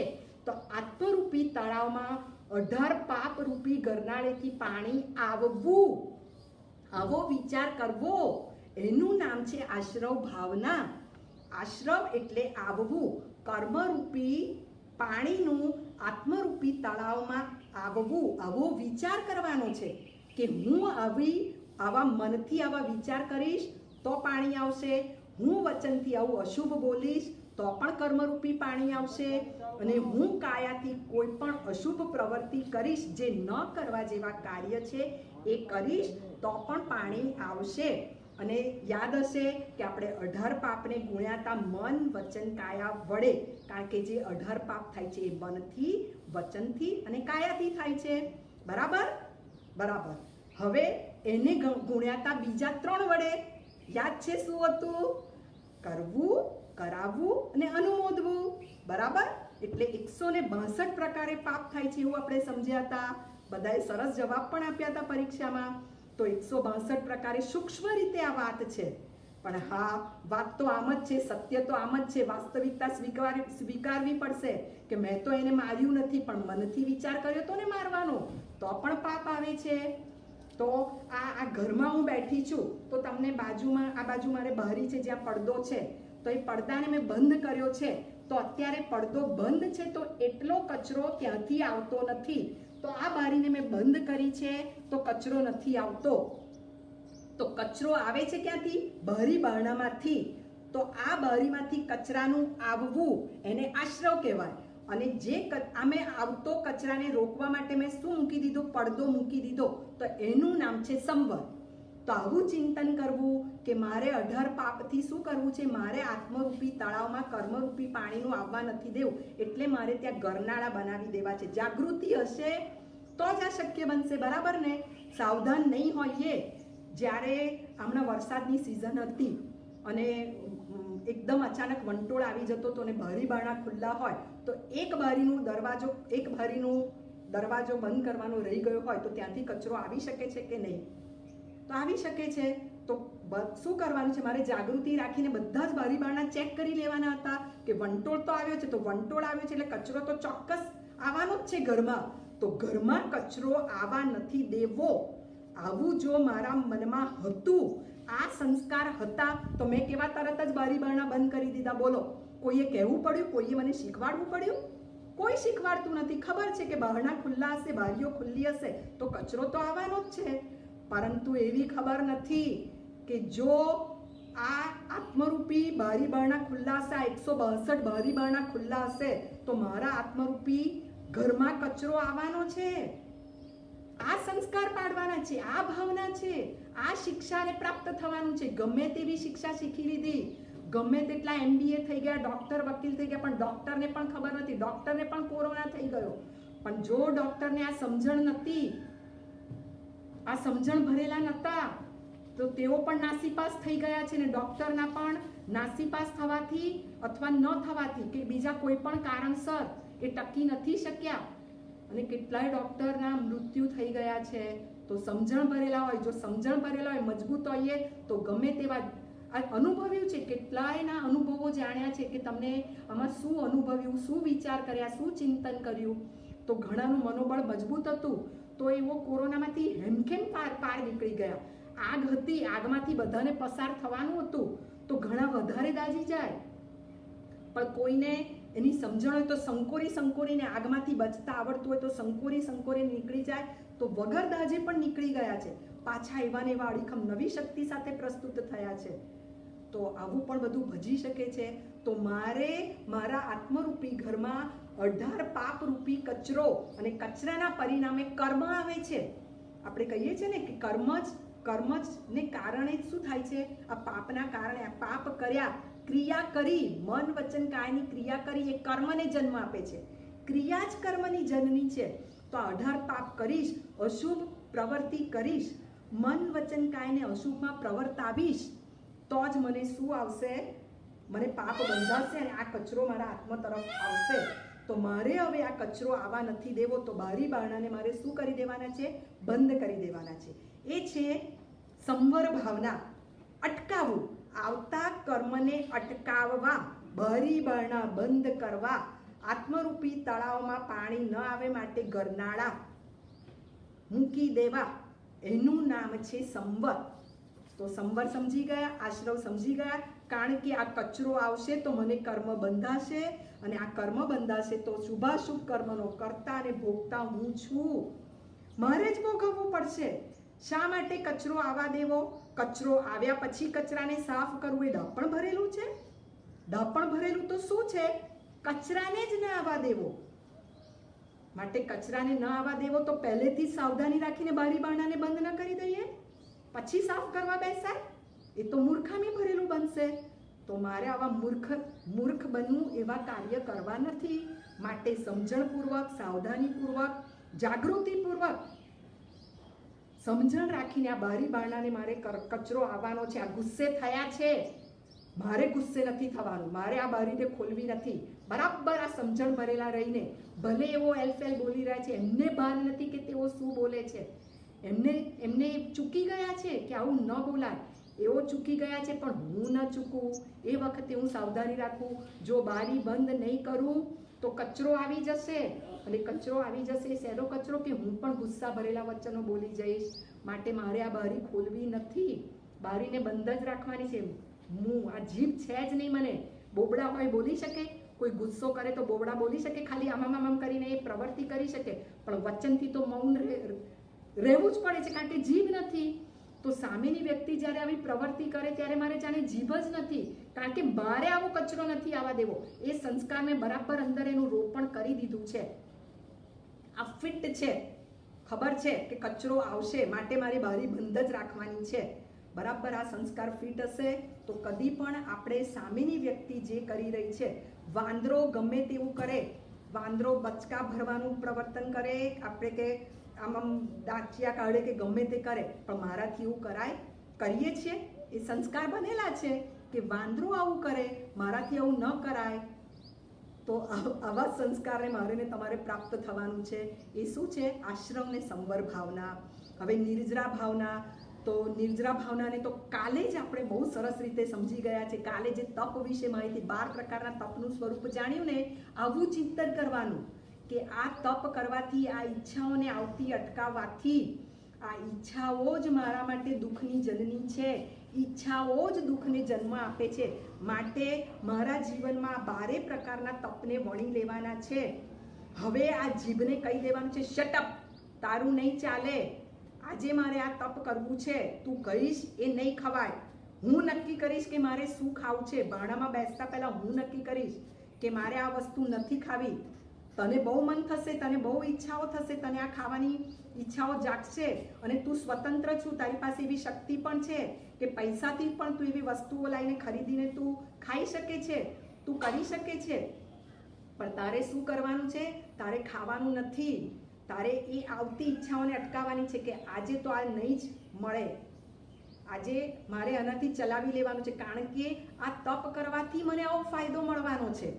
તપ કરવાથી મારા જે કર્મ છે, જે તળાવમાં પાણી આવી ગયું છે ઓલરેડી પહેલે, હવે તો મેં ગરનાળા બંધ કરી દીધા છે એટલે પાણી નવા પાણીની આવક નથી આવવાની, પણ આ તળાવમાં પૂર્વે જે પાણી જમા થયેલું છે એ પાણીને મારે કાઢવું હોય, કાઢ્યા સિવાય, કર્મરહિત બન્યા સિવાય શું મોક્ષે જવાશે?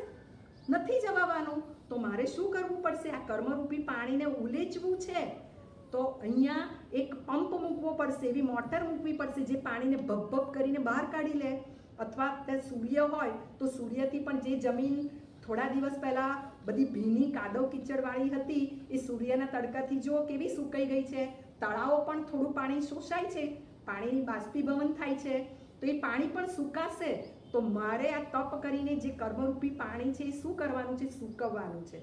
તો આવો વિચાર કરવો, આ 12 પ્રકારના તપનો વિચાર કરવો, આ તપને જીવનમાં વણી લેવું.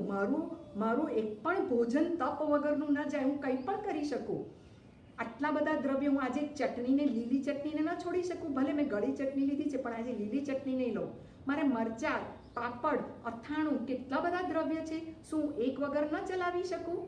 આજે શું હું સવારે એક ટંકનું ભોજન ન કરું તો ન ચલાવી શકું? તો પણ એક ટંક થાય, 2 ટંક તો 2 ટંક, 3 ટંક તો 3 ટંક, 4 તો 4, પણ કંઈક નક્કી કરું કે આનાથી વધારે નહીં. હું હરતા ફરતા નહીં ખાઉં, ચાલતા ચાલતા નહીં ખાઉં, હું ભાડે બેસીને જ જમીશ, જ્યારે જમીશ ત્યારે બેસીને જમીશ. આ બધાનો વિચાર કરવો, એનું નામ છે નિર્જરા ભાવના.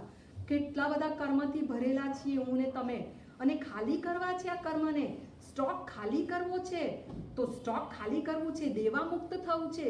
દેવામુક્ત થવું છે તો નવી આવકને તો બંધ કરતા શીખી ગયા કે હવે નવા કર્મ આવા નથી દેવા. થોડાક જ જીવન જીવવા જરૂરી છે, એટલું જ જરૂરિયાતલક્ષી પાપ મારે કરવું પડે છે, તો એટલું ઠીક છે.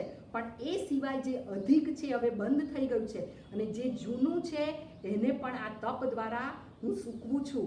તો જો દેવામાંથી મુક્તિ મળે છે, જૂની આવક છે એ પણ ઘટતી જાય છે, અને ધીરે ધીરે ક્રમશઃ પાણી શું થતું જાય છે? ખાલી થતું જાય છે. અને જેમ જેમ પાણી ખાલી થતું જાય છે એમ આનંદની અનુભૂતિ થતી જાય છે, પ્રસન્નતા થશે, કરવાથી થાય છે. જુઓ, કરીએ, જે જ્ઞાની બતાવે છે ને એ એમને કર્યું છે અને પછી મને ને તમને બતાવ્યું છે. સુખી થવાના માર્ગે તેઓ ચાલ્યા છે. એક વિશિષ્ટતા છે જ્ઞાનીની, એ એમને નથી બતાવતા કે સુખી થવાનો આ માર્ગ છે, એમ નહીં. સુખી થવાનો માર્ગ એમને શોધ્યો, એ શોધી અને એના પર ચાલ્યા છે, અને ચાલી અને આપણને બતાવી રહ્યા છે. જુઓ, નવો માર્ગ તો શોધવાનો નથી, એવો એમના જેવો પુરુષાર્થ તો કરવાનો નથી. કેટલી બધી એમની આપણા પર કરુણા છે કે તેમને માર્ગ બતાવી દીધો છે.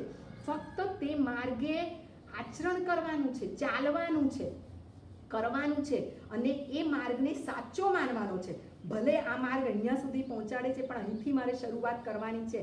તો આ માર્ગ સાચો છે એમ માર્ગ કરીને અહીંયા તો ઊભી રહું ને, સીધું મુખ તો રાખું ને, આમ તો મુખ ન રાખું ને, સીધી તો બની રહું ને કે હા આ માર્ગે મારે ચાલવાનું છે. હવે જે ડગલું ભરાશે એ આ માર્ગે ચાલીશ. આ ભાવનાનું ચિંતન કરીશ તો સંસ્કાર બનશે. તો જ્યારે વસ્તુ તૂટી જશે કે વ્યક્તિ ફૂટી જશે, વ્યક્તિના આયુષ્યનો પરપોટો ફૂટી જશે, ત્યારે આ ચિંતન જો થયેલું હશે તો હું સ્થિર રહી શકીશ, તો હું ટકી શકીશ. નહીંતર સ્વજનના મૃત્યુથી પણ હું શું થઈ જઈ શકીશ? હાલી જઈશ, ડોલી જઈશ, નહીં સ્થિર થઈ શકું. આક્રંદ આ બધું થઈ જાય છે. પણ આ ભાવનાનું જો ચિંતન કરેલું હશે તો ગમે તેવી પરિસ્થિતિમાં સ્થિર બનાશે. માટે આ સાચા માર્ગને મારે સાચો માર્ગ માનવાનો છે ને એ માર્ગે પાપા પગલી પાડતા જવાનું છે. તો આ થઈ આશ્રવ ભાવના, સંવર ભાવના, નિર્જરા, ત્રણેયનું ઝુમખું આપણે જોઈ ગયા. કારણ કે ત્રણેય આવતા કર્મને બતાવે છે. આશ્રવ ભાવના, એ કર્મથી કેવી રીતે અટકવું તેનું નામ છે સંવર ભાવના. પણ પૂર્વે જે કર્મ, સંચિત કર્મ, મહારાજ કરેલા કર્મ જે એકઠા થયેલા છે, એકત્રિત થયેલા છે, તેને પણ મારે સૂકવવા છે, તેને પણ મારે નિર્જરા જરી જવું, જરી જવું, એનું નામ છે નિર્જરા. આત્મા પર જે કર્મ લાગેલા છે તેનું આત્માના પ્રદેશથી જરી જવું, જે છે એ નીકળી જવા, તેનું નામ છે નિર્જરા ભાવના. તો હું એવું માનું છું કે તમને આ 3 ભાવનાનું ચિંતન કરતાં પણ ખ્યાલ આવ્યો છે, એની સમજણને પણ આપ પ્રાપ્ત થયા હશો. હવે આગળની ભાવના છે ધર્મ ભાવના. ના, ધર્મ ભાવના નહીં આવે, આગળની ભાવના આવશે બોધિ દુર્લભ ભાવના અને એક મિનિટ, હા, લોક સ્વરૂપ ભાવના. લોક સ્વરૂપ ભાવના એ 10મી ભાવના છે. પછી આવશે બોધિ દુર્લભ ભાવના અને છેલ્લી 12મી ભાવના છે ધર્મ ભાવના. તો લોક સ્વરૂપ ભાવના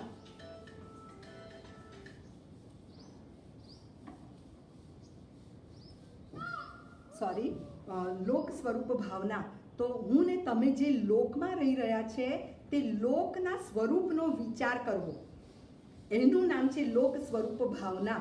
જો એમાંથી જ એનું ચિંતન કરતા તમે શીખશો કે તમે ક્યાં રહી રહ્યા છો. આ સંસારમાં રહી રહ્યા છો એટલે કે આખો લોક છે. લોકમાં આપણે અહીંયા રહી રહ્યા છે જેનું નામ છે તીર્છા લોક.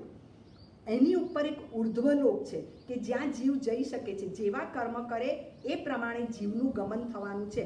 તો જે સારા કર્મ કરશે તો ઉર્ધ્વ ગમન થશે, અને નીચે લોક છે એનું નામ છે અધોલોક. અધોલોક જે હલકા કામ કરશે એ દુર્ગતિ, નીચે નરક ગતિ છે, એમાં પણ જઈ શકે છે. તો આવો લોક રહેલો છે. આ લોકમાં હું આવાગમન કરું છું. આ લોકમાં હું અહીંથી ત્યાં, ત્યાંથી અહીંયા, ગમે તે એક ગતિમાંથી બીજી ગતિમાં ગમે ત્યાં હું જઈ શકું છું. કારણ કે મારો જન્મ છે, પછી જો મારું મૃત્યુ છે, પછી જો કર્મથી રહિત નથી બન્યો, જે આત્માઓ કર્મથી રહિત બની જાય છે તેમને મૃત્યુ પછી જન્મ લેવાનો નથી. પરંતુ જેઓ કર્મથી સહિત છે તેમનું મૃત્યુ થશે તો પછી ફરી એમને જન્મવાનું છે. તો આખા લોકમાં હું જન્મ મરણ કરી જ રહ્યો છું. આ લોકમાં સુખી જીવો પણ છે અને દુઃખી જીવો છે. લોકના અગ્રભાગે પૂર્ણ સુખી જીવો રહી રહ્યા છે. હું પણ આ લોકના અગ્રભાગે જઈને વસી શકું છું. ત્યાં પછી જન્મ નથી, મરણ નથી, કાયા નથી, કર્મ નથી, રોગ નથી, કશું જ નથી. એકમાત્ર અનંત સુખ રહેલું છે. એવા લોકાગ્રે પણ જઈ શકું છું. અને આ લોકમાં ઘણી જગ્યાએ ઘણું દુઃખ રહેલું છે. નીચે જે નરક ગતિ છે એમાં ઘણું દુઃખ છે.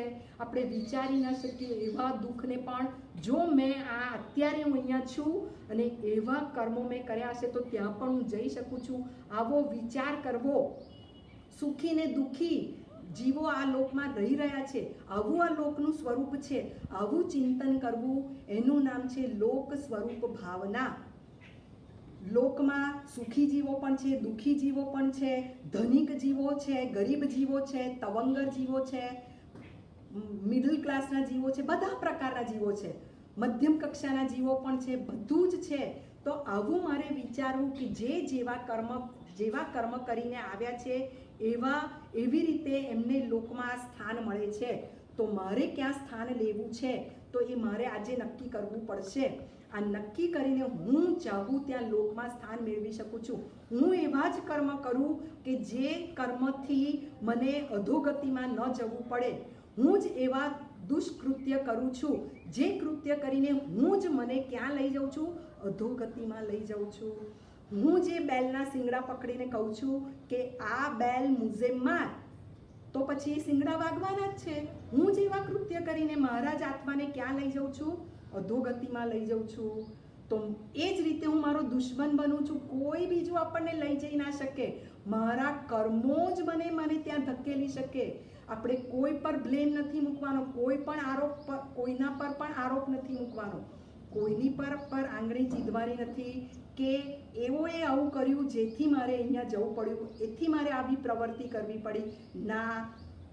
ના, તે કરી, તું કરે છે પોતાના પર અહીંયા ફિંગર ઉઠાવવાની છે કે આ તારું જ કરેલું કૃત્ય છે. તું સ્વતંત્ર છું. ન કરવું હોય તો તું ન કર. તારે લોકમાં આ સ્થાને તું તને લઈ જાય છે. તારે તને ત્યાં ન ધકેલવો હોય, તું જ તને ત્યાં ધકેલે છે. અને ન ધકેલવું હોય તો તું આ સમજણ ભરેલી બન. અને આ સમજણ ભરેલી બનવાથી તું લોકમાં તું ચાહે તે સ્થાન લઈ શકે છે. તો આ લોક સ્વરૂપ ભાવનાનું ચિંતન છે. આપણે અહીંયા સ્ટોપ કરીએ છીએ, આપણો સમય આવી ગયો છે. આપે ખૂબ જ શાંતિપૂર્વક આખી ભાવનાના સ્વરૂપને સમજવાનો પુરુષાર્થ કર્યો છે, કારણ કે આ સમજણ ભરેલા બનવાથી, આ સમજણનું બખ્તર ઓળવાથી, આ સમજણ ભરેલી ઢાલને આગળ રાખવાથી જ મારી સુરક્ષા છે. આ છેલ્લો સંદેશો પણ ખૂબ જ મહત્વનો છે. 2 ભાવના આપણે ચૂક્યા છે, એ કાલે આપણે પૂર્ણ કરીશું.